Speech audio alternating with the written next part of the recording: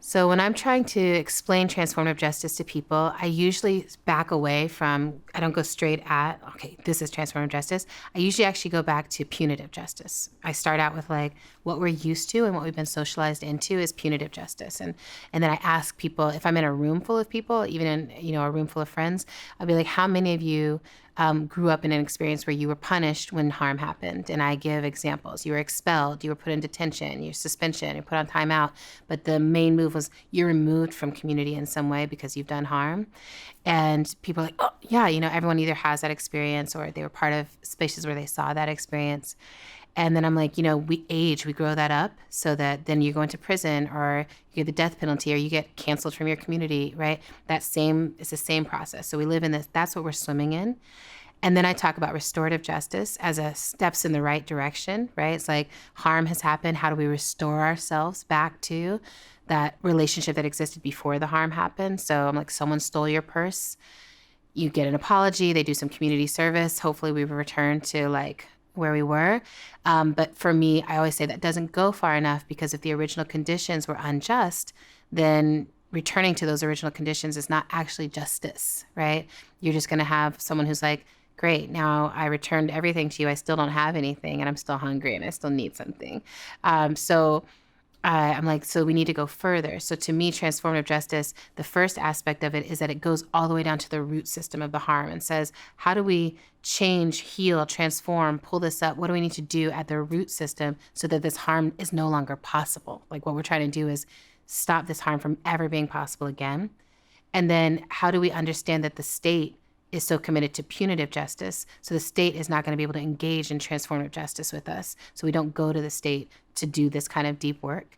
And then how do we turn towards each other to hold this space? And in that turning to each other, we have to say, I believe you can transform. The bare bones way I describe transformative justice to just anybody that I meet randomly is that it's a way of responding to violence and harm without creating more violence and harm. That's bare bones. What would it look like to respond to harm in a way that doesn't create more trauma or more pain, more harm? And then after that, I would also say the way that I talk about it is that it is a way to respond to violence within our own communities, which feels really important. So it's not this kind of missionary thing, in a way that doesn't rely on violence and state and oppressive systems. So things like police, prisons, the criminal legal system, the court system, ICE, the foster care system. And it also doesn't rely on normalized violence and systemic violence, like reinforcing harmful gender norms or vigilantism, but that it also, most importantly, helps to create and cultivate the very things that we know help to prevent violence. So things like resilience, safety, healing, connection, all of those things. The way that I usually describe transformative justice is addressing harm, but also understanding why that harm happened and addressing the underlying dynamics that created conditions for this harm to happen in the first place. Mm-hmm. And so it's not just addressing the harm between two or more people, but addressing the conditions of the community that allowed for that to be normal. Transformative justice asks us not only about accountability for the individual, for the harm that's been caused, but to think more largely about how all of us may have contributed or are contributing or are part of these systems that create the harm that we're trying to address. It distributes the culpability a little bit, which isn't to say, again, that it's even, but everyone holds some amount. Everyone holds some amount. What environment enabled the silencing to go on such that this pattern was able to continue until a crisis? What allowed things to escalate? What were the subtle hints around male supremacy and sexism and white supremacy or different forms of class power that gave people hidden messages that this was acceptable or that we're not going to intervene or that it's not of a scale yet that we're going to intervene and say something now to cut it out or to transform waiting till things get to a point of crisis. I think that any case that's presented to us, it's very, very likely that other people in that community are experiencing similar things, maybe not to that degree, or maybe not with that language. And it's actually by addressing what's happening between those people that you can understand the underlying dynamics and create tools and practices to address those for other people as well. And I think our interpretation of transformative justice also includes like most community organizing. I feel like most things that folks are doing to shift the underlying dynamics of violence in our society are making more resilient and accountable communities as well, are making it so that people are less likely to be harmful. And so we have a very open interpretation of what transformative justice is. So instead of zooming in on this harm, this transgression, which is what the criminal legal system looks at, and then coming up with a punishment for it, it zooms out and is like, what's all the context?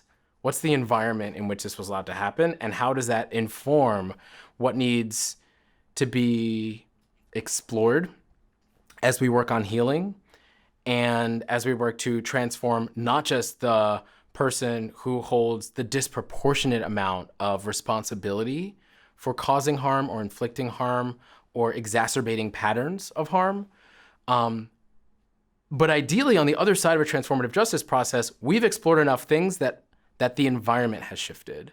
I mean, to me, it means that we actively think about every response that we have as an opportunity to break generational cycles of harm and violence, that we actually think beyond just individual incidences and understand both the micro and the macro, both the individual and the collective. How do we operate in a more long-term understanding of violence, a more generational understanding of violence, so that, that we move past just the immediacy of a feeling of revenge, or that we need to get back at somebody, for example, or a feeling of hopelessness, to actually say, this is an opportunity that I can respond to this. I can either respond to it with more violence and harm, right, and escalate it, or I can take this opportunity to figure out, how do I de-escalate this, and what would that look like? For me, transformative justice is a practice that I feel like is a life practice. Like, how do I, because harm is happening everywhere, from really little to really egregious. And so if we're really thinking about this, how can we really think about prevention? How can we really think about building relationships where we really encourage each other to take accountability for small things, not only the large? And I think that's preventative to larger, more egregious harms.